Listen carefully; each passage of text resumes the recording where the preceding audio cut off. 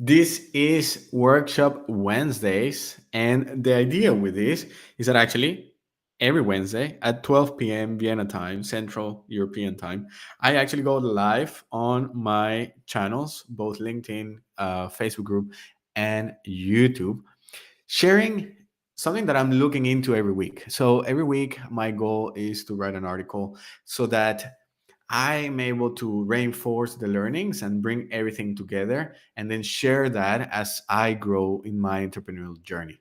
And the vision of this is that then I get to really solidify all this into a workshop that I do live on Wednesdays. If you want to learn something, if you want to master something, the idea is that you should teach it. And so that's part of the goal here. In case you don't know me and you just stumble upon this video, my name is Juan Guerra and I'm the founder of 90-Second Business. And I work with purpose driven entrepreneurs, helping them clarify their message so that they get people to want their products in less than 90 seconds and without sounding salesy. Yes, that is the goal, that is the purpose. And in today's workshop, we're actually going to talk about positioning. Positioning is something that I've been quite focusing on a lot over the last couple of years as I run my production company. We do virtual events for event organizers and companies and different types of organizations. And it is a crowded space. Now, it wasn't always like that, but today it is. And so right in the beginning of the business, one thing that really bothered me was whenever I got an email of somebody saying that they want to explore other options and they want to look into who else can actually deliver this for them. And for me, this I know it's completely normal from every business. Like that's completely okay. People are gonna look into different options. I do it myself too.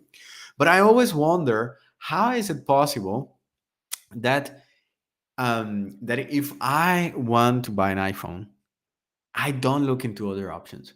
How is it possible that if I want to buy an iPhone, I just think about which model of iPhone do I want to get? Which type of phone do I want to get? And so this was my biggest driver to try to understand, okay, how somehow, yes, Apple, a $1 trillion company, how can I figure out a way that I bring sort of a little bit of that into our own business, because our product, it's really commoditized. Now, in case you're wondering what exactly do I mean by commoditized, well, a commodity is a product that pretty much, it doesn't matter where it comes from, it's pretty much the same. What does that mean? Well, technically, the oil from Russia or the oil from Venezuela, it's going to be the same. Sugar, gold, the gold from Norway and the gold from South Africa, technically is going to be the same. So it doesn't matter where it comes from. It doesn't matter who's extracting it. In the end, it has the same value because it's considered to be the same. And so it is pretty much a commodity. It doesn't matter where you buy it from, it is the same quality. And this also happens with a lot of products and a lot of services. For example, if you want to buy an Android phone, well, they're all running Android. So, in a way, has been commoditized. And so, in the end, you just end up fighting with price. Yeah, maybe you have some appealing to different brands if you're into the Android phone. But from my perspective, that I don't look at it, I believe they're all the same. Same thing with laptops. It's all Windows laptops, so it's all about little features here and there. Just like you can buy a bigger lettuce or a smaller lettuce. One could be a bit greener, the other one less green, but in the end, it's the same lettuce. Yeah, and so this is a little bit of the same that has happened in our area. And when we started, we were technically a video production company. Now, back in the day, I just remember that there were about like 70 companies offering video production just in one district here in Vienna. So it's a crazy saturated space. And just like everybody else, well, we had to figure out a way to position ourselves and how could be different and how can we try to stand out and how we can be the ones that people are selecting, especially when we're new and we don't have that much portfolio or track record or actually the network. many different challenges, like you do in every business. And so that was something that continuously pushed me to try to figure out how can we grow, how can we put ourselves in different situations. And one of the things that I figure out was that whenever somebody is looking around to shop and they decide to go with somebody else because of pricing, it's going to be a really hard sell to develop from. So, um, what I identify is that actually there are three things that you can implement in your business in order to position yourself, in order to stand out and differentiate yourself from every other competitor out there. And they are as follows. The first thing that you can do is really compete in pricing. Use price as a tool to differentiate yourself. The next thing that you can do is actually focus on building a brand. And this is definitely way harder because that takes time, it takes consistency, and you definitely need to really put a lot of effort into building that brand upfront until actually you have the experience or the expertise and you manage to reach out to cover the market. And the next thing is even harder, which is how do you become the only solution available? So if you see and you try to categorize these three, obviously number one would be the easiest. Then you move on to building a brand, and third, actually becoming the only solution out there for your customer. So obviously, the further you go, the more appealing it is. Now, so let's say that you're just starting out and the only thing that you can do is compete in pricing. So let's go ahead and focus on that. So in order to compete in pricing, you need to obviously see what are the other options available to the customer. And so how else is the customer actually solving this problem? And here comes a key thing. Are you going to be a cost for the customer, or are you going to be an investment? Are you going to be an expense, or are you actually going to provide some return on investment? Are you just a thing that they need to pay for in order for them to operate, or are they actually going to multiply their business from it? And actually, from our perspective, we see it as obviously clear return on investment. You're buying video production and so on. But many times, from the perspective of the client, you could just be an expense. Let's say, for example, that you are in weddings. Well, if you provide a service to somebody organizing a wedding, chances are is that they're going to see you as an expense. And the moment people see you as an expense, they're just going to want to buy the cheapest product.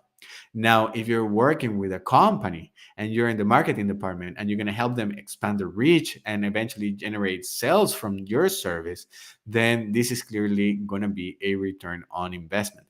Now, the fact that you're working with a company, it doesn't necessarily mean that they're automatically going to see you as a return on investment, because it could be that they don't have the necessary products or need for your or the processes or strategies in order to maximize spending money on you.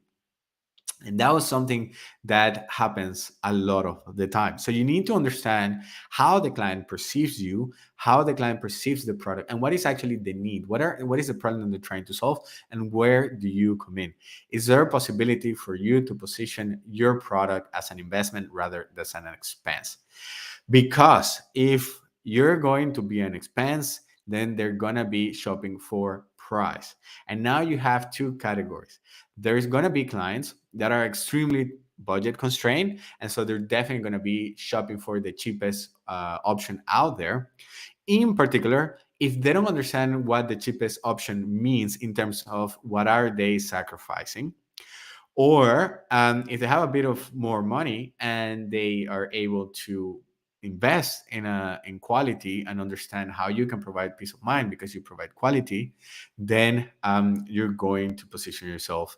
You don't necessarily need to be the cheapest one on the block.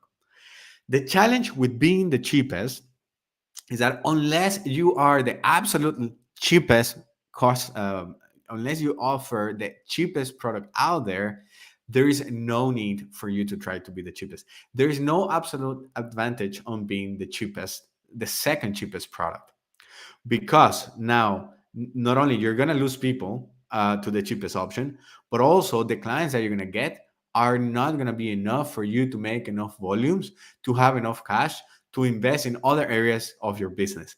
And so your company is going to be hurt because now you're not going to have enough cash flow to invest in key areas, developing key areas that are going to be beneficial for your customer and yourself, and therefore the quality suffers.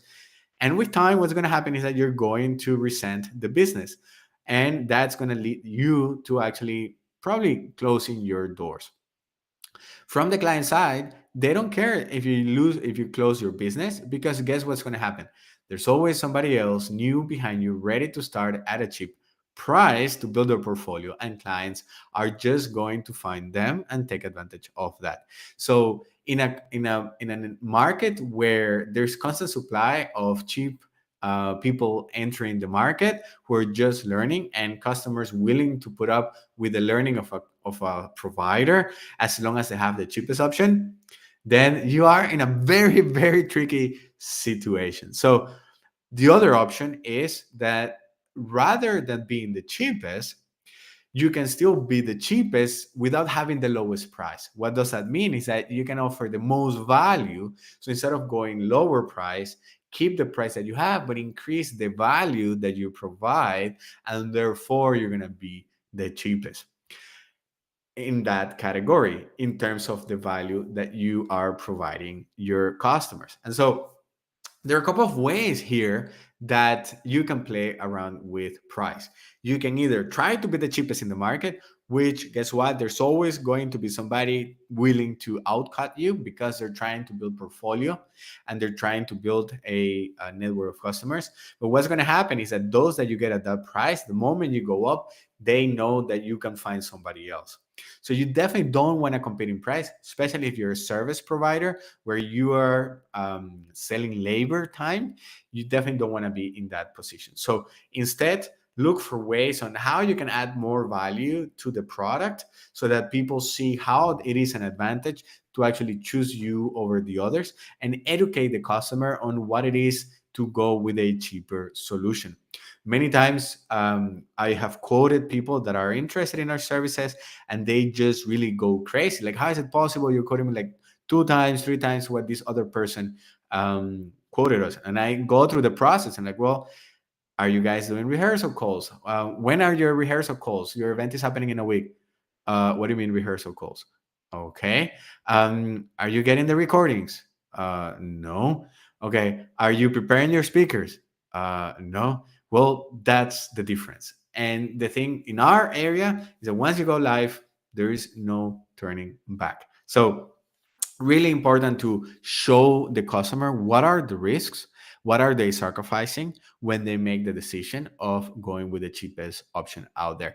Because many times it's that they just don't understand the work behind it, and it is your goal or your role, your responsibility as the entrepreneur, as a salesperson, to really educate the customer so that they can make an informed decision.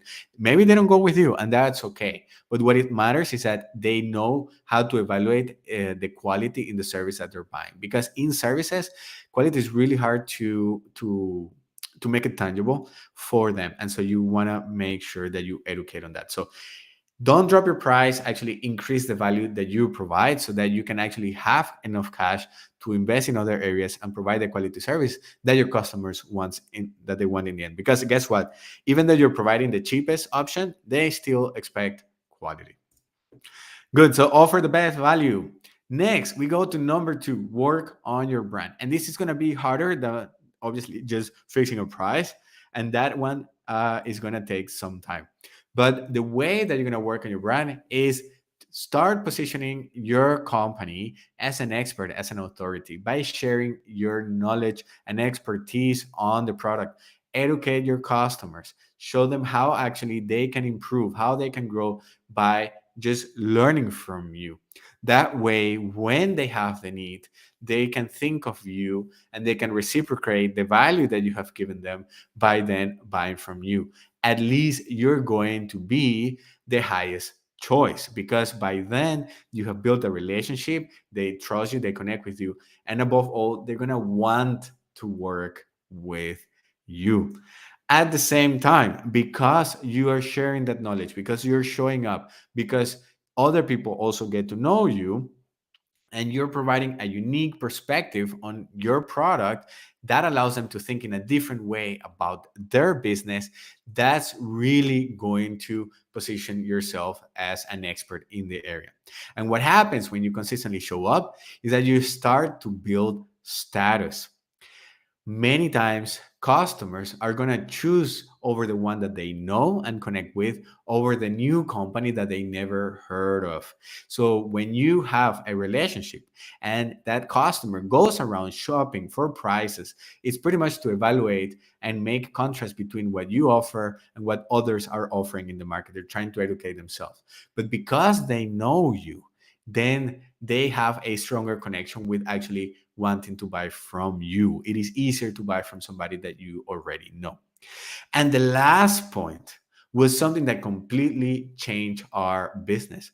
When we started, we were selling everything that was related in our area of expertise. Like we have different skills. And so we saw that we can provide you a campaign. We can go live on your social media. We can also do videos. We can also prepare this other thing. And sort of when we look back, we were like selling pizza, pasta, burgers, sushi in one place. And it wasn't until we decided to focus on virtual events that things started to change. Because when we went and started narrowing our scope and just choosing to work and focus on one product, provide one solution, then things completely changed. Because now we were the experts in that particular topic. Let's imagine you need to get heart surgery. Who do you prefer to go to? The general surgeon that can also do it, or the heart surgeon who's doing this all the time? The moment we decided to focus on one solution, on one product, virtual events in this case, and we eliminated video production, campaigns, all those different things, then we were able to get more clear about the service that we provide.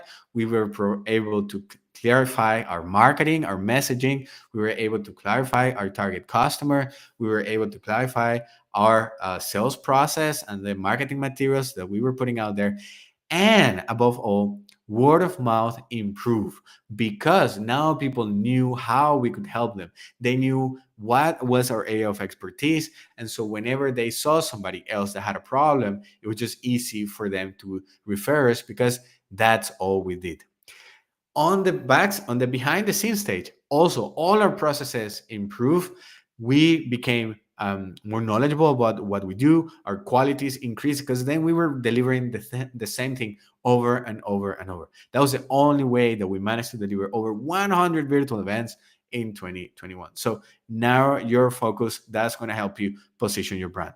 We saw how people selected to go with us even though they had more established brands that they got proposals from, but they knew that we were the ones just doing this one thing. They wanted to work with the experts in the field, the one that have all the processes around this one product, because they saw that the other people, although they maybe have a stronger brand, they're doing many things at the same time, and therefore they're not so streamlined to deliver value within their process. So now your focus and you'll see how people are going to send that. Now, the tricky one here is that many people are reluctant to do that because in the beginning, that means that you have to say no to some clients that may be very valuable to you. But in the long run, if you manage to start saying no and focus on one product, one solution, that's really going to help you grow your business. And the last thing, depending on the industry in which you are, then start to control supply and demand. That means start limiting the amount of clients that you work with. Yes, you're able to take more clients at the same time, but you don't want to water down the quality. You definitely want to limit it. And so you need to start saying no to a couple of people, and that's going to create some exclusivity. At the same time, what that's going to make is that now when you open your doors again, you have people ready to give you money and wanting to work with you. So you are actually having demand for when your doors open again. And so you don't go crazy trying to market again from zero. This is a key and very important point In our terms, what happened is, well, given the fact that we can only do 1 or 2 productions a day, depending on how big they are and the scale, what's going to happen is that we are have to say no to a couple of clients out there.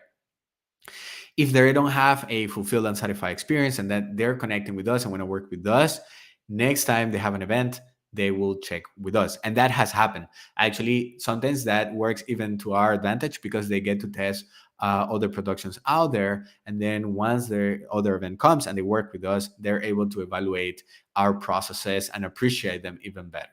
So really try to control demand and supply because that's going to make it more relevant for you. You have more control. So make people want to work with you by working on your brand. Position yourself as an expert, as an authority. Provide perspectives on other people's businesses so that they can grow and make them think. That allows them also then to grow with you. Stop offering so many things, so many products, so many different target customers.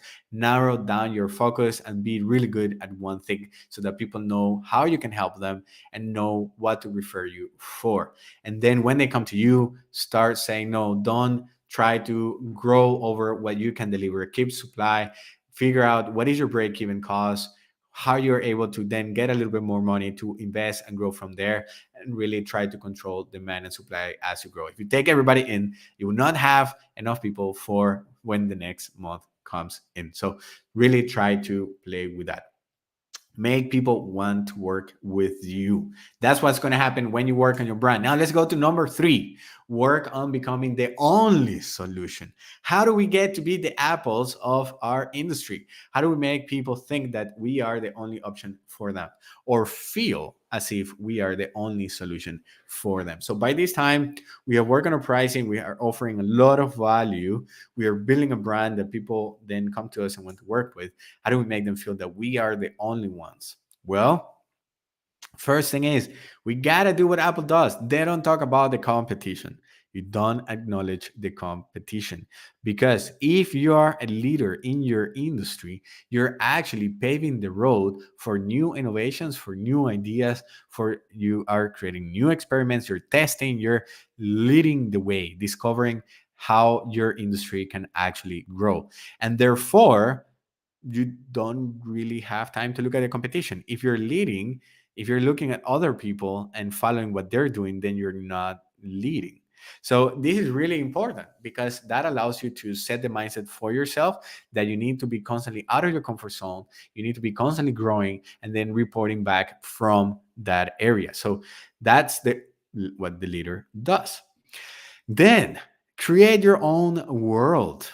So you start naming all the frameworks that you have. This is something that I didn't understand until quite recently. A lot of the people that I learned from are talking from their experience how you need to name your frameworks and um, um, you need to package your knowledge. I mean, this is coming from Alt Agency, Greg Hickman, Russell Brunson, Alex Ramosi. There's a lot of people out there that are talking about this. And I didn't make sense. I didn't understand this until recently when I understood that in order to create my own world, you actually need to create your own terminology.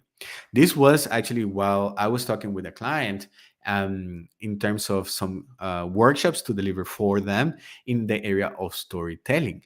And as I talked with them, they went ahead and said, well, Juan, thank you so much for the overview. We're going to look into what other workshops in storytelling we can find out there and see what fits the best for our company.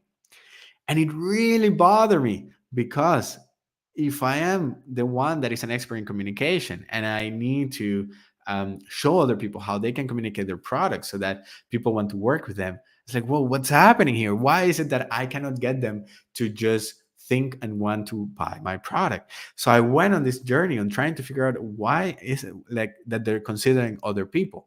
What do I need to do? What do I need to say so that they don't think of anybody else? And that's when I finally understood that the problem was that because I'm using a label created by somebody else, a category created by somebody else, in this case, storytelling, they are going to look for other people in that niche.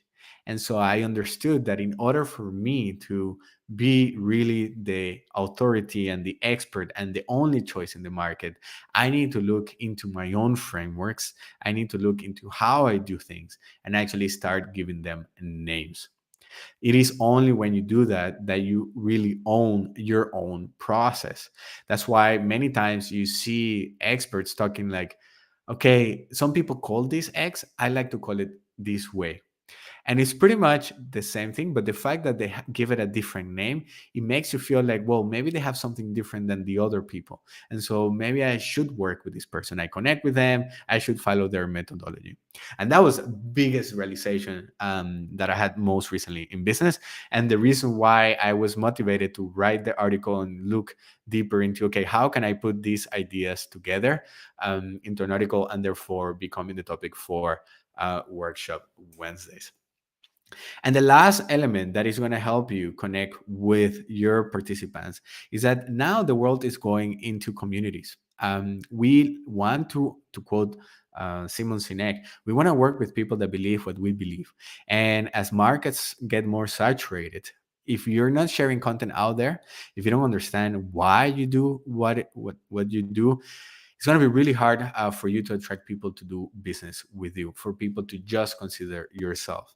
It is only when you understand your purpose and start sharing with the people, and align your products and your business and your actions, and when you say with that purpose, that then people start considering you as the only solution.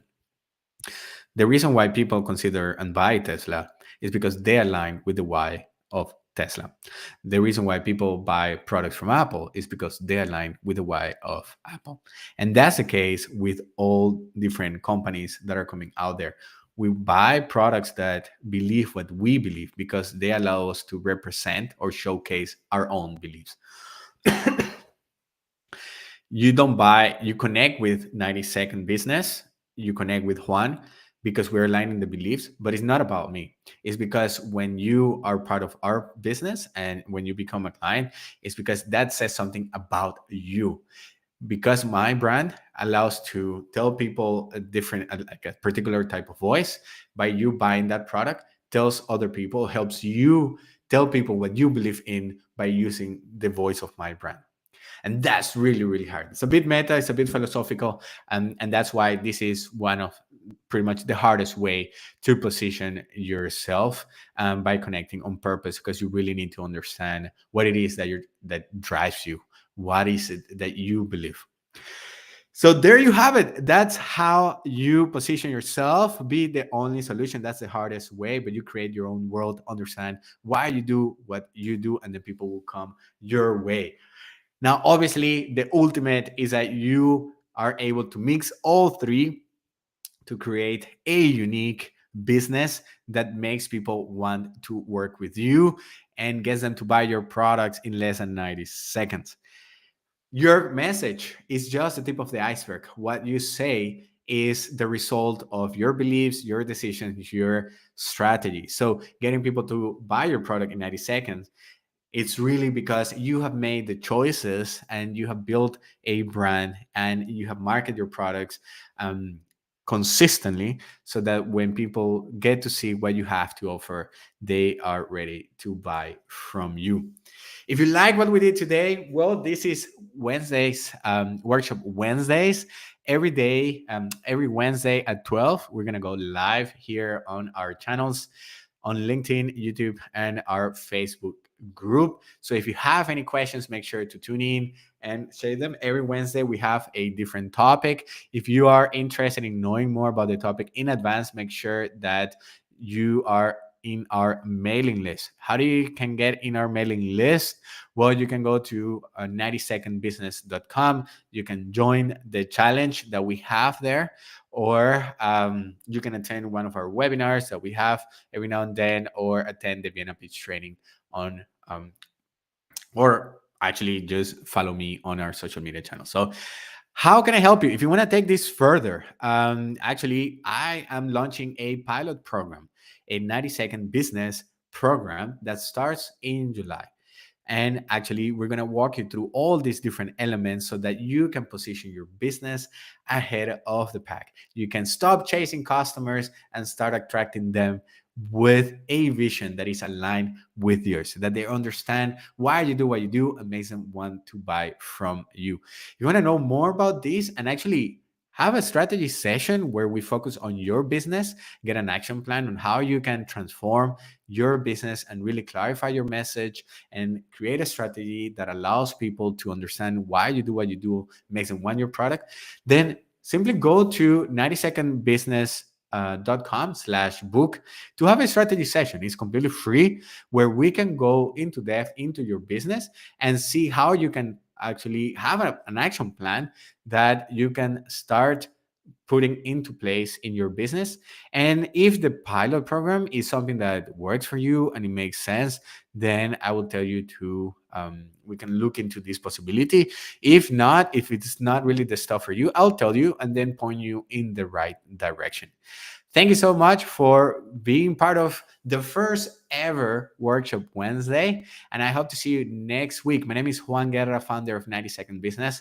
And if you want to start looking into your business, how you can transform and create an action plan that goes from chasing customers to actually making them come to you, then book your free strategy session at 90secondbusiness.com/book. See you next week.